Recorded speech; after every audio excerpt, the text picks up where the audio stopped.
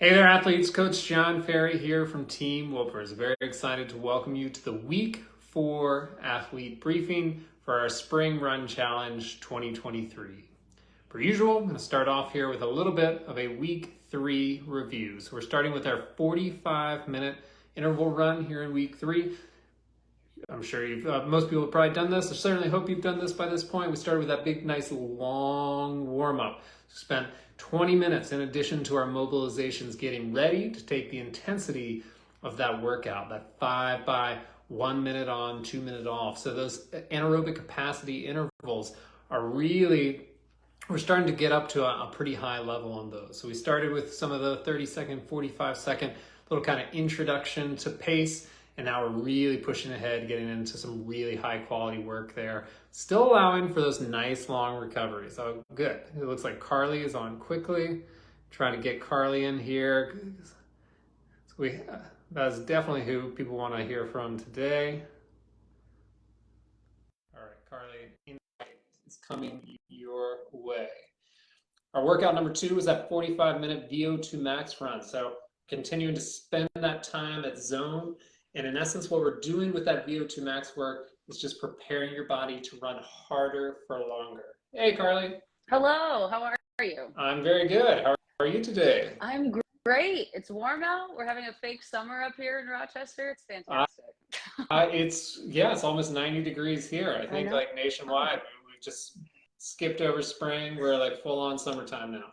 I know they always joke when they see like the fake spring, fake winter, and then it goes back to winter again. I'm like, here's the fake summer, and then we're gonna go back to the 50s next week again. But we'll see. Anyways, I'm enjoying the warmth for now for sure. For sure.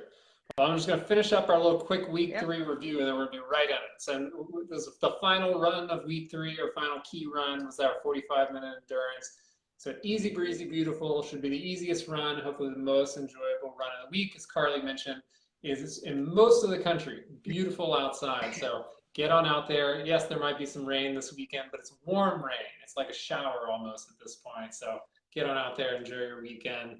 As always, reminder to go to the website, check the box saying that you completed the workouts. You want to be chasing that 100% completion percentage. It is the best way to put yourself in a position to be successful over the scope of this challenge. So now, welcoming back Carly Graham, who is not only Team Wilpers coach, but doctor of physical therapy, operating currently out of Rochester, New York. If you were lucky enough, we had a conversation in week 2. We're back here in week 4. This is a particularly great one I'm happy to have Carly for, because we're going to talk a lot about kind of pulling back, recovery tactics, things of that nature, and through the scope of not only her athletic career, but also your chosen profession. This one is teed up for you. Got it. So we're Ready. jump into our week 4 workouts here. So week 4, I'm not going to go through every individual workout because we're doing what I refer to as an unloading week. Other people might refer to it as a drop back week, pull back week, deload week, whatever it might be. But in essence, we're looking at all endurance runs. We're looking at a shorter volume across the scope of the week.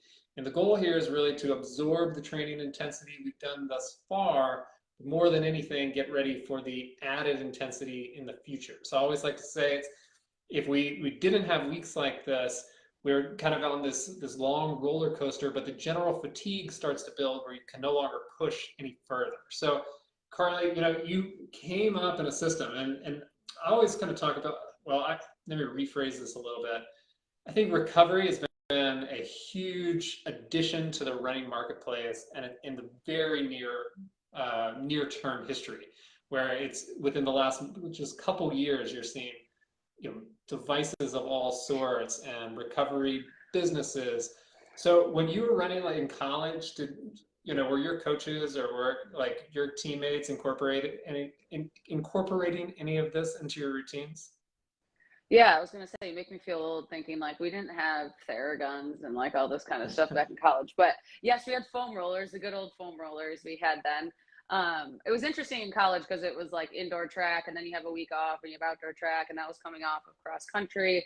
But depending on when your season started, everyone definitely had a week where they took it back a little bit, or they cross trained more. They did something to just load their system a little differently, in a sense of you want to let your tissues recover from all the stress and all that you've done for the weeks prior, right? And I think that's what kind of the deload week is. And when people get antsy during deload week sometimes, or they are like, we're not doing enough. And remember, you're trying to let all that hard work that you just did recover and become something for you in the next 4 weeks or the next chunk of your cycle. So we used to do that. We used to aqua jog a little bit in college. That was I didn't really like that. I'm not very good in the water, so not my favorite, but we definitely did things just to let your body kind of full circle recover and get ready for the next thing.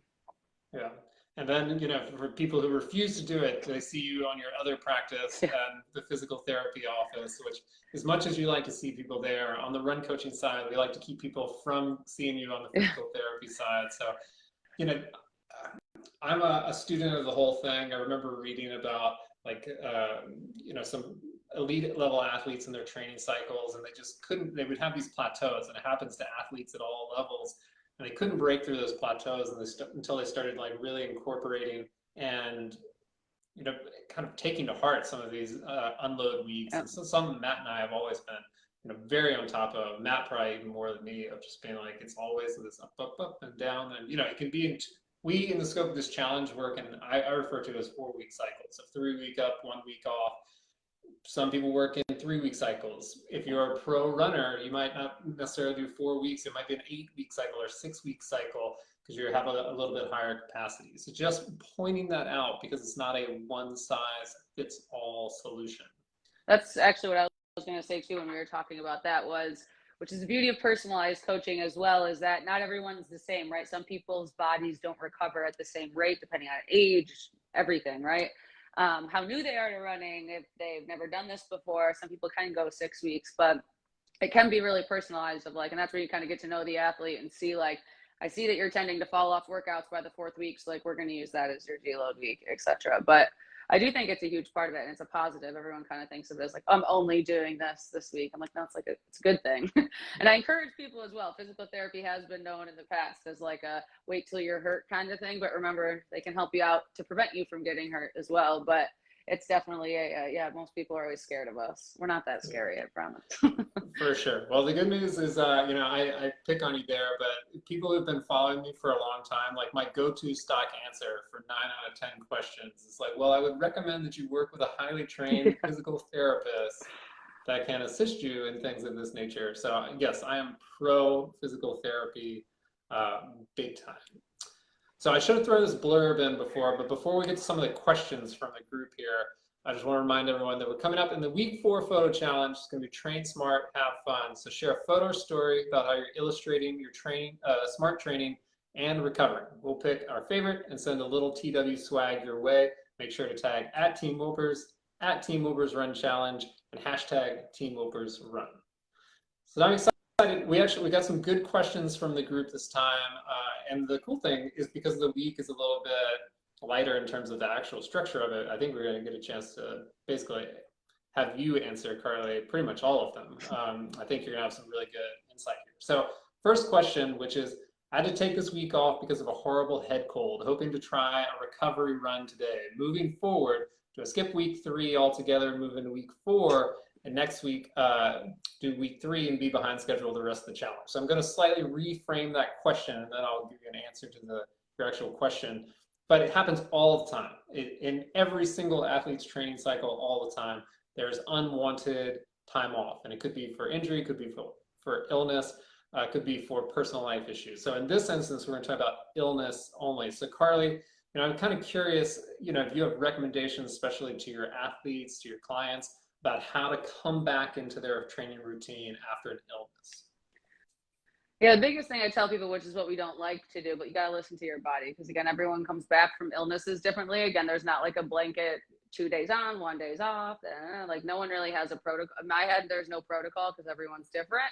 What I would definitely just start to say is listen to your body. Movement is good. Movement is good to flush things through your body. If you've got a lot of inflammation in there, you got to move it through. Sitting just lets it sit. So movement is good. I don't think once you feel I don't have a fever anymore, I'm back moving again, I feel good. Let's say we're at that phase, I'm not in acute sickness, then I would start to say add in some not high intense. No, don't add a lot of factors to your workout. Keep it consistent. You don't need to add distance and speed and hills and all these things back day one. Start with a short run or short whatever bike, whatever's on your schedule, and see how your body feels. Make sure your heart rate's not spiking out of control. You're not getting dizzy. Start with those kind of, again, start easy, and then you can kind of slowly add those different stressors back in, distance, speed, that kind of thing. So if you missed a couple weeks, I would suggest someone to go back. Again, don't just jump, don't skip 3 progressions. So you go from 2 intervals to 7. That's going to feel very different. So I would tell people to kind of wean back in and see how you feel, and then add in some, maybe instead of adding 2 or 3 per week, you do add 3 or 4 when you do get back into the workout, because you did miss one, but you still start with an easy, low factor, not too much going on, easy run, and just kind of see how you feel. I do think it's good to move. I know a lot of people wait too long sometimes, and they're like, well, now my hip hurts. I'm like, yeah, because you haven't moved your hip for 6 weeks. So it is good to move. I would just say to kind of go back to that easy effort first, and then add the stressors in one at a time. Okay, I'm going to add a little speed today. Okay, I'm going to add no speed, but a little bit of distance today. I always tell people, take one factor and change it, not 900, and then wonder why it feels bad. Yeah, I like it.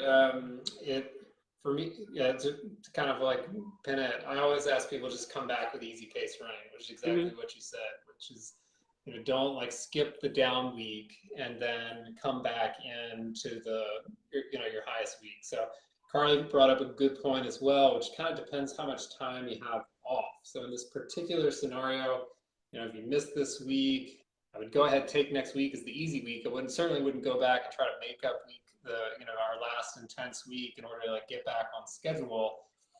And then kind of depending upon your comfort level of workouts, it's either you would come right back into week 5, which is going to be an incremental increase from week 3. If you were struggling to get through week 2, I wouldn't make that jump week 2 to week 5. I would take the unload week that's coming up, reestablish your routine like Carly mentioned, and then kind of maybe repeat week 3. It's okay if you finish this thing a little bit late. In essence, the great thing with this is that it's pretty low stakes. We want you to improve, we want you to have fun, but I tell my athletes, until Nike starts sending the endorsement checks, we've got a lot of flexibility. We don't have to take ourselves so seriously. So absolutely listen to your body. Carly, do you have any of your athletes, or you personally, do you do any tracking of like resting heart rate or HRV, heart rate variability? Well, after I had COVID twice, and my heart rate went wild after COVID. So I have a little experience with that kind of like heart rate nonsense after I've been sick. But I have people keep an eye on it. And most people now with the kind of watches or Whoops, and everyone's got something to track their heart rate. You always just look for those signs of like, what if my heart rate's too high, right? Like those are the signs that people should look for. If like on an easy effort run, right? Don't worry about pace, go by easy effort. If you've been out for 3 weeks, that might be a slower pace, but don't worry about it. You're still going your easy. I can still breathe and control. I can maintain a conversation if I had to. Easy effort pace. Don't think I have to maintain a 10-minute mile. I got to go. No, easy effort. Heart rate, I would say to keep an eye on. If you look back to pre-illness, your resting heart rate was 65, and now it's a little higher. Okay, your heart rate on your workout is probably now going to be incrementally higher, which means you probably should pull back pace a little bit, so you're not reaching a zone 5 heart rate at easy pace, right? So I definitely tell people to keep an eye on it, because if your heart rate does get too high, you could get dizzy, nauseous, all those kind of things where your body's like, hey, I'm not oxygenating, you need to slow it down. So I tell people to keep an eye on it. And definitely around sickness, especially with some of the correlations we've seen with like stuff, that I think it's a good thing to look at, but I don't train people fully on heart rate usually. Got it. Yeah, I agreed again. I think it was during COVID where so much of it became during COVID, still here, but during lockdown, so we had so much, so many people were getting sick, and we were trying to find like quantifiable ways to come back. And resting heart rate was one for me. It's been around forever. It's not new technology. What's new is that we have all these devices that make it so much easier for us. So you went from just having to like take it manually on your wrist and keep a paper log, to literally devices that are on a daily and weekly basis giving you reports about how your body's responding. But resting heart rate should vary almost none. I mean, 2-3 beats a minute. And if all of a sudden you are ill, and that's very common, it can be 10 beats off. If you're very ill, it could be 20 beats off. That's a great indicator, in my opinion, that you're not really fit to be doing any sort of like a physical exertion. Maybe some stretching, some walking if you're a few beats off. That's what I ask my athletes is, wait for that RHR, that resting heart rate, to settle back down to baseline. That is a great indicator your body's giving you that you are primed to get back into it. So once again, not primed to come back to high intensity interval sessions, primed to return to a moderate level of activity and start your ramp up. And I tell people real quick, use relative to what you know. Can't always trust these things. This I don't think is fully accurate for me, but use it as a reference. If it used to be X and now it's Y, that's a difference in what the number was. Don't worry what the number actually like potentially is, but just look for it. I know everyone like lives, die, and breathes their Garmin sometimes. Love my Garmin, but it's not 100% accurate. So just look for that incremental change and see if that's different. Agreed 100%. We'll move on here to kind of this next question, which is, with this being the deload week or unload week or drop back week or whatever we're going to call it here, should we also try to unload a bit in our cross training and strength training or continue as usual? So Carly, I know you, in addition to running, I see you like pump and iron in the gym consistently. So you are a person that does this personally. How would you kind of balance this cross training elements with your key training elements? I definitely wouldn't go harder, which I know is a mindset that endurance athletes can get into of like, well, I'm not doing as much of this, let me do more of that. I would not suggest that as a thing, because your whole point is you're trying to get your muscles to recover and become stronger. And the last thing you want to do is continually break them down on a week that you're using as a deload week. So I would suggest on keeping it either the same or going lighter. I know that's your question, is which one do I do? But I would say that if you want to try, if you're listen to your body. If you feel really fresh, I haven't run a lot. It's Thursday. I feel pretty fresh. I feel like my body's running pretty smooth. I'm just going to do a strength session and maybe a little bike today just to kind of see how I feel. That's fine. If you're still feeling pretty beat up, you're walking up and down the stairs and your legs are like, woof, a little sore here. Like, listen to your body. Maybe go a little bit lighter on the strength this week too, and make it a full week of just activating those muscles, but not building strength or not building weight or anything like that when you're doing it. So I would say, again, I know an annoying answer, listen to your body, but I would suggest don't go up, and I would suggest more of coming, again, maybe take it a little bit lighter, see how you feel when you're doing it. Don't go as crazy. Take that one mental week of like coming down with things, let the body go full recovery so you can really attack that next chunk. Agreed. Kind of maybe kind of follow-up question there, because we focus that so much on strength, which is critical, and I kind of agree with all those things. We all, probably more than ever, we're seeing so many multi-sport athletes as well, or athletes that use one sport to supplement another sport. Mm-hmm. So I'm 100% confident that you see this on a daily and weekly basis. So when you're taking athletes in pullbacks, do you pull back all sports simultaneously, or tell them to like really push one and pull back the other? I'm a pretty big proponent of like make hard days hard and make easy days easy. And I would probably put that for weeks too, I guess. I've done a few multi-sport, and I would say if I'm going to pull back, I think it depends on the sport, right? Triathlete. If you think I'm going to pull back on running and biking and swim more, okay, you're the same cardiac system, but two different like primary users. Like you're giving your legs a pretty good rest and you're swimming pretty hard. So I would say like I would personally say if you are going to try to keep something high intense, make sure it's not the same muscles. It's not your legs but I would suggest doing all of them, like cut back on all of them a little bit, make your body have that full recovery, let your heart, let all those chemical level changes that are happening occur so that when you come back into full training for everything, you feel pretty fresh. But again, I would just definitely just try to, like, same thing with strength training. If you're going to running, don't get me wrong, as a PT, upper body is very a big piece of running with rotation and everything, but maybe it's on a down week for running. If running is your primary sport, like focus a little more on like upper body strength, or like if you do like a spin ride, go ahead and do something that has arms in it too, but like let your legs kind of relax, because that is the primary muscle tissue that's trying to recover. Yeah, agreed. All in all, I like athletes to pull back as much as possible. I like to sync up the deload. Somehow in strength tends to get off, but anything to Carly's point that's cardiovascularly taxing, especially if it's going to be the same muscle groups.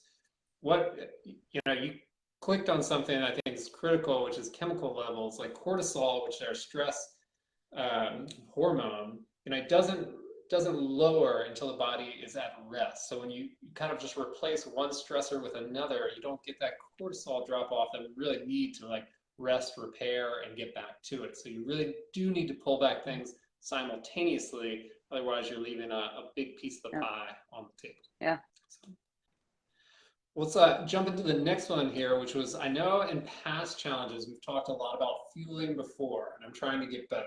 So my past repertoire was to run fasted at 5 a.m. with only pre-workout and electrolytes, and then a shower and black coffee until lunch. So what, in your opinion, is more important to fuel with after a workout, protein or carbs? Banana's been my recent go-to, but also trying to up my protein.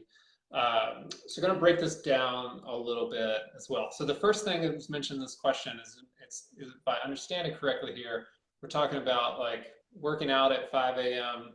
and then being unfueled until lunch outside of coffee, which I certainly enjoy. So Carly, I thought maybe you could give a tip. I don't know your personal like workout time per day. I'm not a 5 a.m.er usually, but a lot of people fall in that boat. But like kind of, you know, what are the tips you give athletes for, let's start with pre-workout.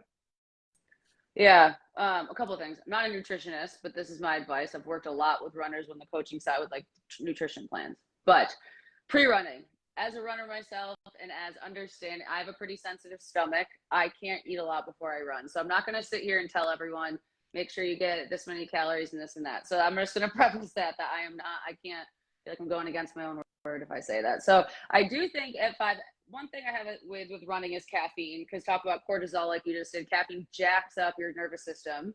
So I think if your body's used to caffeine before a workout, that's fine, but just understand that like too much of that with nothing else is really only like raising everything up and like letting you burn real quick versus again a sustained fuel. But again, that's personal preference. Some people don't like to do caffeine before they do. Some people do. I would suggest at 5 a.m. again, that's see how your body feels. If you know you're not going to eat before you run, maybe have an extra snack the night before. Maybe have a little bit of something before you go to bed, just so you're not, again, your body feels a little bit fuller. So you're not waking up on like extra empty because you haven't eaten since dinner. Otherwise, again, suggesting at least some water. Electrolytes is a great thing. Preload, that kind of breakdown, that's a good thing I would say definitely to have before. If you're, again, as a 5 a.m. runner, if we're still going off of that, like I can also understand not wanting to eat at that time. So it's like if you really don't want to have anything, or try that banana before you run, because I am a big post-protein person, which again, we can talk about when that question comes up. But I would say kind of listen, know what your body can handle. Some people's bodies can't handle a lot of stuff before they run, which is fine. But then you need to prepare it in a different way, either with electrolytes or something the night before. I don't eat well before runs if I run at 6 a.m. So I know the night before I'll have like a piece of toast with peanut butter on it before, like something a little bit at night, just to like give me, again, does my body burn through it through the night? Yes. But it's a little extra something versus like dinner, nothing. I'll like, yeah, I'm going to have a little bit of this. Like it's just getting your body prepared for the next day.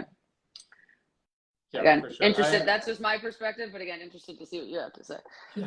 Well, once again, I always throw in the caveat. I think neither of us are sports nutritionists, so we're giving our runner's opinion and coach's opinion. But there are certainly nutritionists out there that would absolutely disagree with us. I think both, because what I would say is, if I were getting up and trying to pull a workout out at 5 a.m., which I've done, I wouldn't be eating breakfast before, especially if it was less than 60 minutes of total duration. No way. What I would do, and we'll now pivot into, is I would eat immediately following. Yes. I mean, I'm telling you, like, I would have that snack on the table waiting for me to walk in. So I'll kind of start I'm a huge proponent of quick carbs right after workouts. You have about like a 30-minute window to try where your glycogen kind of not receptors, your ability to absorb glycogen is highest. Protein also super important for muscle rebuilding, etc. A little bit longer window, able to be sparsed out over the course of the day, a little bit bigger. So my suggestion in this scenario would be, have a kind of a proper breakfast that is kind of a combination of carbs and protein very shortly after your run. Then pivot on to lunch. I know, Carly, you mentioned you're a big, proponent of protein as well. Feel free to disagree with me. No. I was going to say, also what you said too, which is a good point. If you're getting up at 5 a.m. to do a 20-mile training run, by God, please bring fuel and eat something before. I meant that as like, yes, if it's less than 60 minutes, like you said, John, I thought about that after. I was like, wow, I just told people when they're going for a 20-mile run to not eat anything. Definitely wasn't talking about that kind of training. But For afterwards, I played with that kind of. I didn't eat protein right after I ran, and I didn't just go for a protein shake real quick right after. I have found, first of all, absolutely not waiting 7 hours to eat anything after you work out, just because the way your body now goes into like starvation mode, which like you already did that before the run. If you're looking for that fasting benefit because you're into fasting and not whatever is best for you, you already got that piece by running on an empty body. So it's one, or like working out on an empty body. So afterwards, like your body is asking for something to help it recover faster. I've seen with recovery, you got to get something in you, and protein is one of the things that I have felt a huge change with. If I finish a run and then I have to jump into something and it's been like an hour, and then I'm much more sore the next day than I was when I didn't.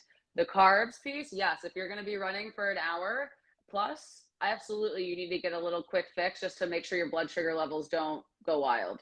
So that's like definitely a quick, again, I would say right afterwards, like grabbing that banana afterwards, that's great. Good for your carbs to get that quick, but adding in a protein shake, adding in something afterwards, or like, again, it doesn't have to be this like, yeah, protein shake. Like everyone always thinks of it as this like bro thing to do. And I'm not saying it has to be some wild thing. It can literally be like if it's 20-gram protein, like vegan protein, like it can be something different. It's just a way for your body to have that chemical level repair happen quicker so that you're more recovered to get your next workout in feeling better. And I do just think having something quickly, whether it's a smoothie, it's summertime, it's warm now, like adding it into a smoothie, I definitely wouldn't wait till lunch to have anything. Yeah, I went as far. Actually, this reminds me of one athlete that, she would do her long runs, and, she would travel, maybe like 20, 30 minutes to like go to the course she wanted to run that was a little bit better than what she did. And so, she'd finish, and by the time she got in the car and got back home and then wanted to take a shower before we ended up, it was this hour, 90-minute process. And we talked through it. Finally, I was like, you need snacks in the car. Yeah. Like we need snacks in the car. You need something lickety split. And what we did was into like a recovery, shake. It's just powder and water and a combination of carbs, proteins, etc. It's kind of a quick fix. So if you want to take all the thought process out of it, certain companies have like rolled this all into one liquid IV basically at this point that you can use. But that's certainly a personal preference for sure. Say try it. Some people's like don't, like I tried it, I didn't eat it, and then I did take it and I felt a difference. And I was like, oh, this actually works. Like it's one of those where your body, you might not find. I find that when I have more of a electrolyte carb heavy drink after a long run, I feel like I know I chug electrolytes and I chug a protein shake because I'm like, these are two things that my body needs right now. So each their own with kind in that. Well, we're running out of time. We actually have one more question that I thought was great for you, but I'm gonna save it for another time. Otherwise, maybe Carly, if you can jump on, shoot an answer on the Facebook page. What is it? Thanks as always for being here. Carly will be back, not next week, but in 2 weeks as we start to go into our kind of final stretch here. So Carly, thanks again, and we'll see everybody back. Have an amazing unload week. Take it easy. We'll see you back here. I'll see you back here a week from now for week 5. Great. Thanks, guys. If you ever have any questions, too, feel free to send a message. I know it can get lost sometimes in how long that the threads can get. So always feel free to also send me a message if you have any other questions. Oh, for sure. And the best way probably just to tag you directly. And so you can tag me in it, and then I'll get my little notification. All right. Great. Thanks, guys. Have an awesome night, everyone. We'll see you soon. Bye.